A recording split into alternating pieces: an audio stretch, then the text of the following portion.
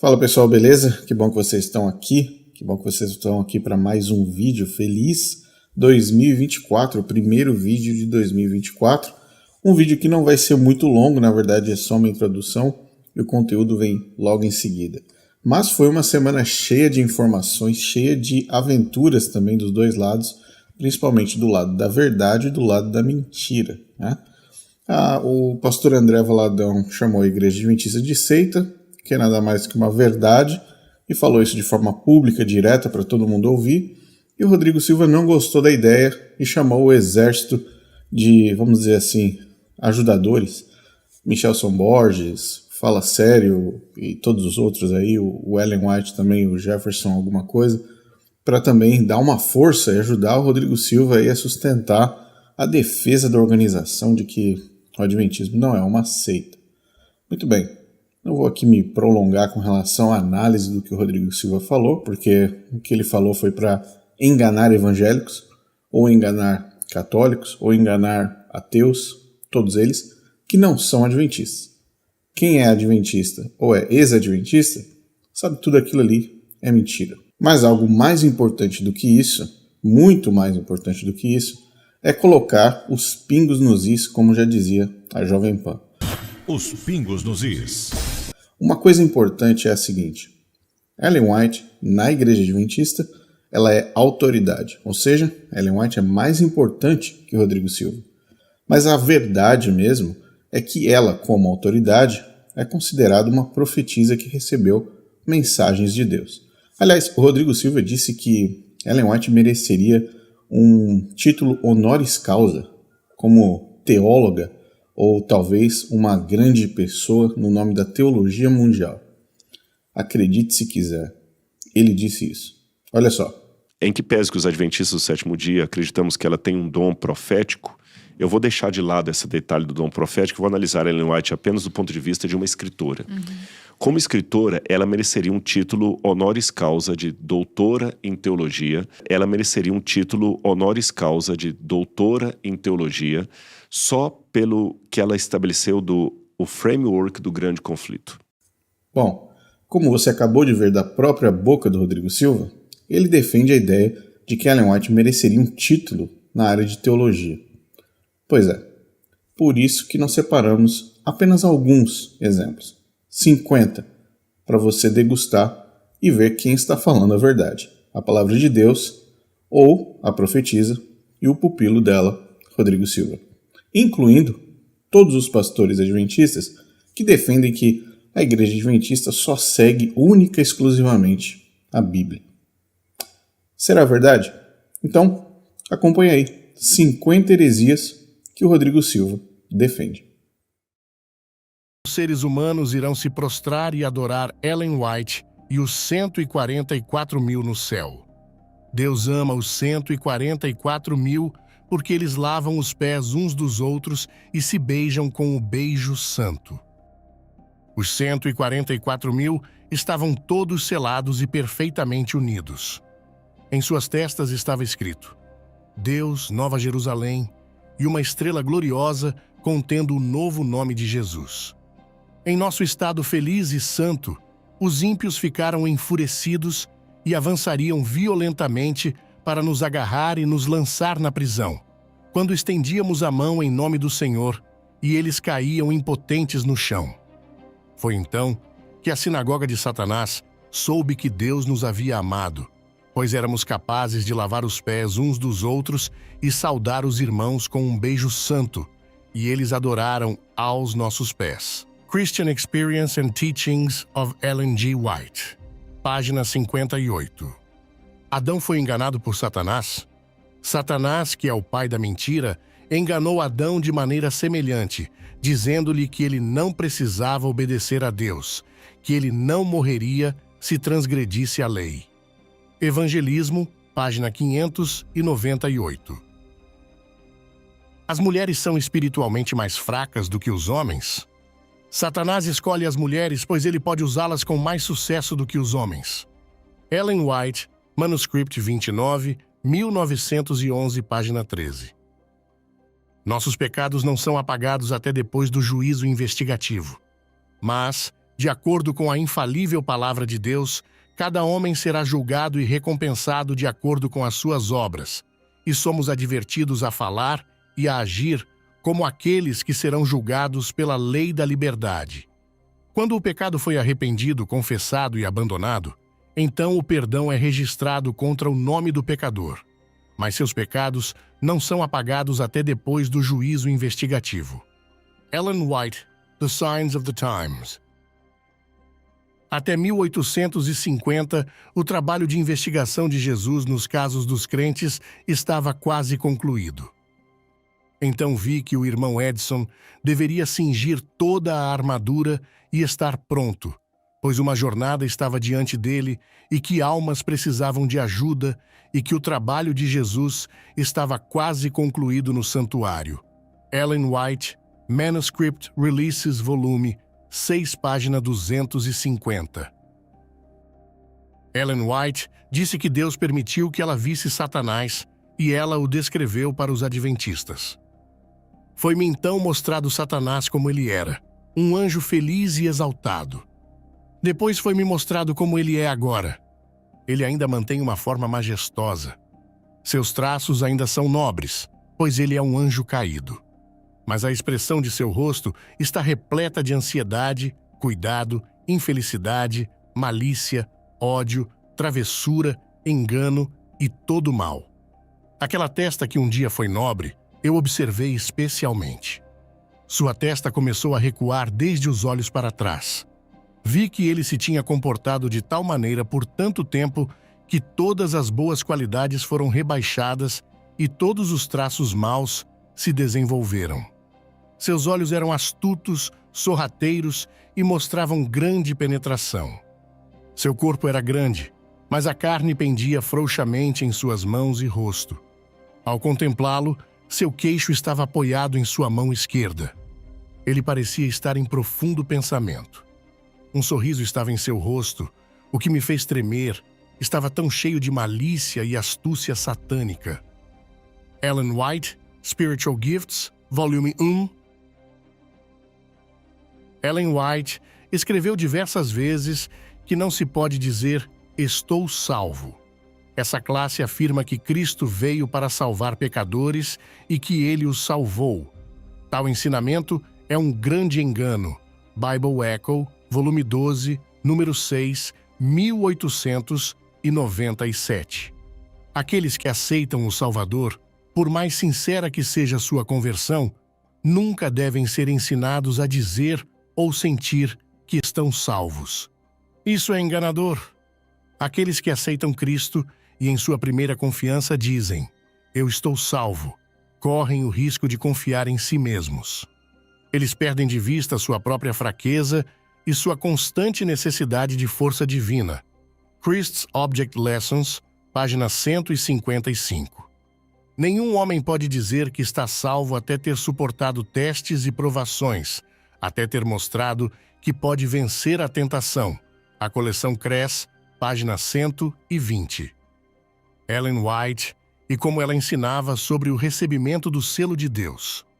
Estas declarações foram feitas no contexto da doutrina adventista de que a guarda do sábado é um requisito para ser selado por Deus. Nenhum de nós jamais receberá o selo de Deus enquanto nosso caráter tiver uma mancha ou mácula. Resta-nos remediar os defeitos de nosso caráter, limpar o templo da alma de toda contaminação. Testemunhos, volume 5, página 214. Todos os que recebem o selo devem ser imaculados diante de Deus, candidatos ao céu. Testemunhos, volume 5, página 216. Nem todos os que professam guardar o sábado serão selados. Testemunhos, volume 5, página 213. A guarda do sábado é o que separa o povo de Deus, daqueles que não pertencem ao Senhor. Vi que o santo sábado é, e será, o muro de separação entre o verdadeiro Israel de Deus e os incrédulos, e que o sábado é a grande questão para unir os corações dos queridos santos que esperam por Deus. E se alguém cresce e guardasse o sábado e recebesse a bênção que o acompanha, e então desistisse e quebrasse o santo mandamento, fecharia as portas da cidade santa contra si mesmo, tão certo como existe um Deus que governa no céu acima. Uma palavra ao pequeno rebanho, páginas 18 e 19. Ellen White e a razão daqueles que irão se perder. Então me mostraram um grupo que uivava de agonia. Em suas vestes estava escrito em letras grandes: pesado foste na balança e achado em falta. Perguntei quem eram essas pessoas.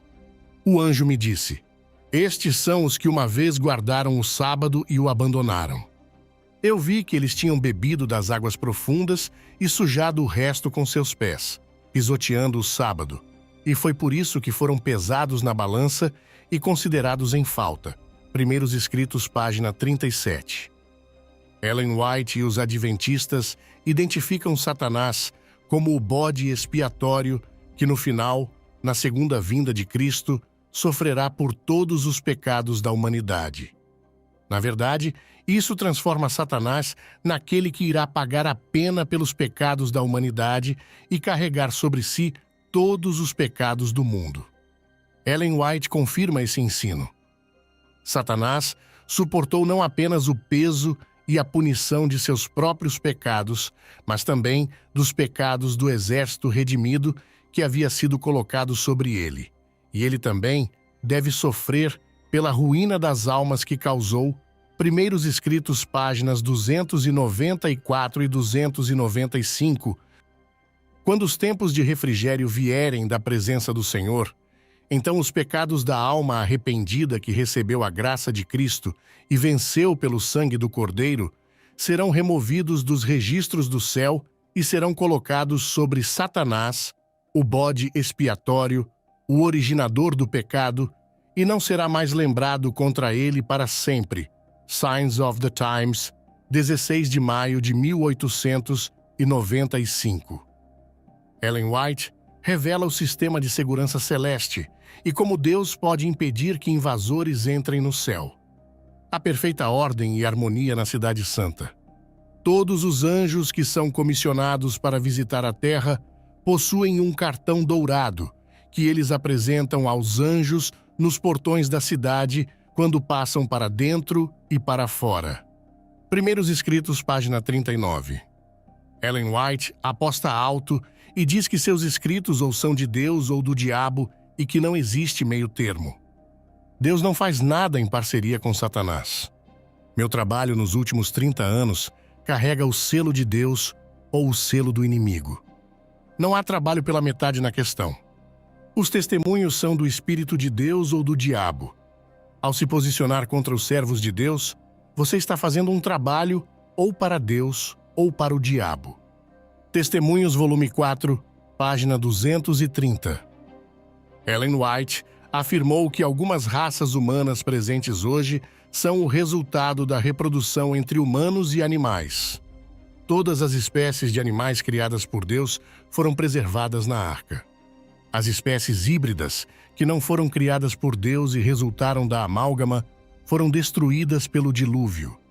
Desde então, ocorreram cruzamentos entre humanos e animais, como pode ser observado na grande variedade de espécies de animais e em certas raças humanas. Ellen J. White, 1860. Spiritual Gifts, volume número 4. Cristo não era Deus, e Cristo possuía uma natureza pecaminosa como eu e você. Não obstante os pecados de um mundo culpado terem sido colocados sobre Cristo, apesar da humilhação de assumir a nossa natureza caída, a voz do céu declarou o ser o Filho do Eterno. Ao assumir a humanidade, ele honrou a humanidade. Desire of Ages, página 112. Tendo tomado a nossa natureza caída, mostrou o que ela poderia se tornar, aceitando a ampla provisão que fez por ela e tornando-se participante da natureza divina. Special Instruction relating to the Review and Herald Office. Estava na ordem de Deus que Cristo assumisse a forma e a natureza do homem caído. Spirit of Prophecy, volume 2, página 39. O grande trabalho da redenção só poderia ser realizado pelo Redentor assumindo o lugar do Adão caído. Com os pecados do mundo sobre ele ele percorreria o caminho onde Adão tropeçou. O Rei da Glória propôs humilhar-se à humanidade caída. Ele assumiria a natureza caída do homem e se engajaria a enfrentar o forte inimigo que triunfou sobre Adão. Review and Herald, 24 de fevereiro de 1874. Ele assumiu a natureza humana caída e sofredora, degradada e profanada pelo pecado. Youth's Instructor, 20 de dezembro de 1900. Ao assumir sobre si a natureza do homem em sua condição caída, Cristo não participou minimamente do seu pecado. Signs of the Times, 9 de junho de 1898. Veja também manuscrito 93, 1893. Cristo assumiu a natureza do homem em sua condição caída. Jesus também lhes disse que ele deveria assumir a natureza caída do homem. Spiritual Gifts, volume 1, 1858, página 25. O Filho de Deus se humilhou e assumiu a natureza humana depois que a raça se afastou por 4.000 anos do Éden e do seu estado original de pureza e retidão. Quando Adão foi assediado pelo tentador no Éden, ele estava sem a mancha do pecado. Cristo, no deserto da tentação, ficou no lugar de Adão para suportar o teste que ele falhou em resistir. Cristo suportou os pecados e enfermidades da raça como eles existiam quando ele veio à Terra para ajudar o homem. Em nome da raça, com as fraquezas do homem caído sobre ele, ele deveria enfrentar as tentações de Satanás em todos os pontos em que o homem seria assediado. Review and Herald, 28 de julho de 1874, parágrafo 3. Estava na ordem de Deus que Cristo assumisse a forma e a natureza do homem caído. Spiritual Gifts, volume 4, 1864, página 115. Esta citação foi reimpressa em Spirit of Prophecy, volume 2, 1877, página 39. Também em Review and Herald, 31 de dezembro de 1872. A natureza divina, combinada com a humana, tornou-o capaz de ceder às tentações de Satanás. Aqui o teste para Cristo foi muito maior do que o de Adão e Eva. Manuscrito 57, 1890. Teria sido uma humilhação quase infinita para o Filho de Deus assumir a natureza humana, mesmo quando Adão estava em sua inocência no Éden. Mas Jesus aceitou a humanidade quando a raça havia sido enfraquecida por 4.000 anos de pecado. Como todo filho de Adão, ele aceitou os resultados do funcionamento da grande lei da hereditariedade. Desire of Ages, página 49. Ele assumiu sobre sua natureza impecável a nossa natureza pecaminosa, para que ele pudesse saber como socorrer aqueles que são tentados. Carta 67, 1902. Lançada em 1932 em Medical Ministry 181. Ellen White e a Teologia do Perfeccionismo Adventista, a pregação da possibilidade da ausência de pecado e os méritos humanos para o céu. Assim como o Filho do Homem foi perfeito em sua vida, assim seus seguidores devem ser perfeitos em sua vida. Um caráter bem equilibrado é formado por atos bem realizados. Um defeito, cultivado em vez de ser superado, torna o homem imperfeito e fecha contra ele o portão da cidade santa. Em todo o exército redimido não será visto nenhum defeito. The Faith I Live By, página 44. Cristo não nos deu garantia de que alcançar a perfeição de caráter é uma questão fácil. My Life Today, página 271. Nem mesmo por um pensamento, ele, Cristo, cedeu à tentação.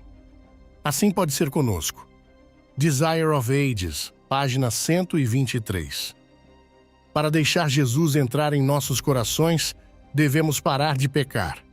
Signs of the Times, 3 de março de 1898. Ser redimido significa cessar do pecado. Review and Herald, 25 de setembro de 1900. A conversão não está completa até que ele atinja a perfeição do caráter cristão. Testimônios, volume 2, página 505. Seres humanos podem nesta vida atingir a perfeição de caráter. Acts of the Apostles, página 531. A perfeição de caráter é alcançável por todos que se esforçam por ela. Selected Messages, volume 1, página 212. Vai se casar? Você pode perder sua alma. Há muitos que estão perdendo suas almas nesta época do mundo, ao se absorverem nos pensamentos do casamento e na própria relação matrimonial. Advent Review and Sabbath Herald, 25 de setembro de 1888. Jesus nunca riu. Vocês brincam e fazem piadas e se entregam à alegria e à euforia. A palavra de Deus os sustenta nisso? Não. Cristo é nosso exemplo. Vocês imitam o grande exemplar? Cristo muitas vezes chorou, mas nunca se soube que riu.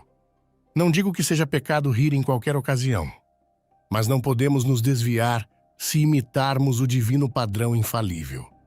Estamos vivendo em uma triste era da história deste mundo. Manuscript Releases, volume 6, páginas 90 e 91. Viagem no tempo e mulheres usando véu. Fui levada de volta ao povo antigo de Deus e conduzida a comparar suas vestes com o modo de vestir nos últimos dias. Que diferença! Que mudança! Então as mulheres não eram tão ousadas como agora. Quando elas saíam em público, cobriam seus rostos com um véu. Testimônios, volume 1, páginas 188, 189. Pare de pregar para os adventistas do primeiro dia. Os adventistas de primeiro dia são uma classe que é a mais difícil de alcançar. Eles geralmente rejeitam a verdade como fizeram os judeus. Devemos, tanto quanto possível, seguir em frente como se não houvesse tal povo em existência. Eles são elementos de confusão. Imoralidades existem entre eles em uma extensão temível. Seria a maior calamidade ter muitos de seus membros abraçando a verdade. Manuscript Releases 13, página 346, escrito em 1872. Relações conjugais enfraquecem a mente e a moral? Que a esposa cristã se abstenha, tanto em palavra quanto em ato, de excitar as paixões animais de seu marido. Muitos não têm força alguma para desperdiçar nessa direção. Eles já enfraqueceram seus cérebros e minaram suas constituições desde a juventude pela gratificação de suas paixões animais. Abnegação e temperança devem ser as palavras de ordem na vida matrimonial. Então, quando as crianças nascem para os pais, elas não serão tão propensas a ter os órgãos morais e intelectuais fracos e os animais fortes. O vício nas crianças é quase universal. Não há uma causa? Quem lhes deu o carimbo de caráter? Solemn Appeal, página 178, 1870. Pare de ter filhos. O tempo é e tem sido por anos que trazer filhos ao mundo é mais uma ocasião de tristeza do que de alegria. Satanás controla essas crianças e o Senhor tem pouco a ver com elas. Chegou o tempo em que, em certo sentido, aqueles que têm esposas sejam como se não as tivessem. Manuscript 34, 1885. Escravos e a vida após a morte. Deus não pode levar o escravo ao céu, que foi mantido na ignorância e degradação, sem saber nada de Deus ou da Bíblia, temendo nada além do chicote de seu mestre, e não ocupando uma posição tão elevada quanto os animais brutos de seu mestre. Mas ele faz a melhor coisa por ele que um Deus compassivo pode fazer. Ele o deixa como se ele não tivesse existido. Spiritual Gifts, volume 1, página 193. Não se pode fazer a barba e engraxar sapatos no sábado. A violação do quarto mandamento não se limita à preparação de alimentos. Muitos descuidadamente deixam para engraxar seus sapatos e se barbear até depois do início do sábado. Isso não deve ser.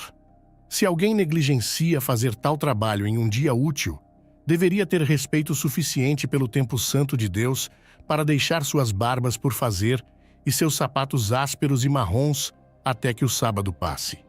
Isso pode ajudar sua memória e torná-los mais cuidadosos em fazer seu próprio trabalho nos 6 dias úteis. Signs of the Times, 25 de maio de 1882. Ellen White recomenda o divórcio. Eu então vi a irmã S. Peckham, que ela teria que se separar de seu marido, pois ele não tem parte nem sorte com os santos. Ellen White, manuscrito 7A, 1850, parágrafo 13. O casamento atrapalha a obra dos ministros. Quanto melhor teria sido a influência de ambos se eles não tivessem se casado. O irmão C poderia ter feito um trabalho muito bom para o mestre se ele tivesse se dedicado a este trabalho como servo do Senhor. Quando casado, seu trabalho não foi mais do que metade do que poderia ter sido. Ellen White, Conselhos sobre Paternidade, DF 360A, White State, página 7. O mundo vai acabar em pouco tempo. Não se casem! Nesta época do mundo, enquanto os cenários da história da Terra estão prestes a se fechar e estamos prestes a entrar no tempo de angústia como nunca houve, quanto menos casamentos forem contratados, melhor para todos, tanto homens quanto mulheres. Ela escreveu isso em 1885. Ellen White, Testemunhos, volume 5, página 366. Jesus só entrou no Santíssimo em 1844. Esta porta não foi aberta até que a mediação de Jesus terminasse no lugar santo do santuário em 1844. Então Jesus se levantou e fechou a porta do lugar santo e abriu a porta para o Santíssimo e passou para dentro do segundo véu, onde agora ele está ao lado da arca e onde a fé de Israel agora alcança. Ellen White, Primeiros Escritos, página 42.